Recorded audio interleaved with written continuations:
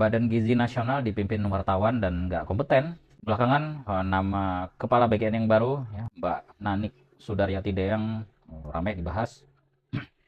Bukan karena program makan bergizi gratis, bukan juga karena angka stunting, tapi karena latar belakang Mbak Nanik sebagai wartawan dan jurnalis, bukan dari dunia gizi atau dunia kesehatan. Nah, disinilah perdebatan dimulai. Sebagian orang bilang lembaga ngurus gizi nasional harusnya dipimpin oleh ahli gizi. Ya, masuk akal juga.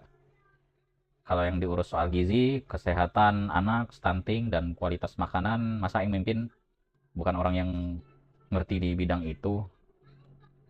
Tapi ada juga pandangan lain yang pandangannya berbeda. Nah, menurut mereka, kepala lembaga itu tugasnya bukan ngitung kandungan gizi, protein, nyusun menu makanan, gitu. Tapi tugasnya adalah ngatur organisasi, mengelola anggaran, bikin kebijakan, dan memastikan program berjalan dengan baik. Dan urusan teknisnya dikerjakan para ahli yang ada di bawahnya. Menurut gua dua-duanya punya argumen yang masuk akal. Karena kalau dipikir-pikir Indonesia juga punya banyak pejabat yang mimpin sektor tertentu tanpa berasal dari disiplin ilmu yang sama. Tapi di sisi lain wajar juga kalau publik mempertanyakan.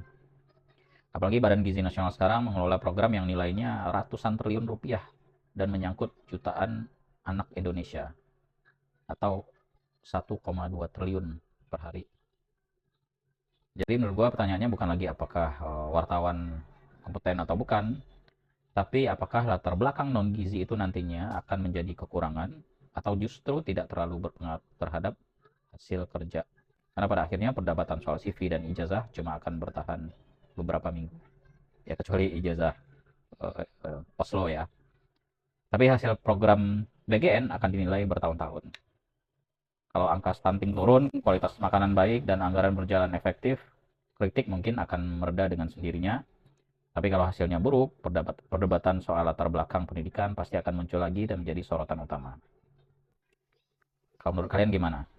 Apakah kepala BGN memang harus seorang ahli gizi? Atau yang lebih penting adalah kemampuan memimpin dan menghasilkan kinerja? Coba tulis pendapat di kolom komentar.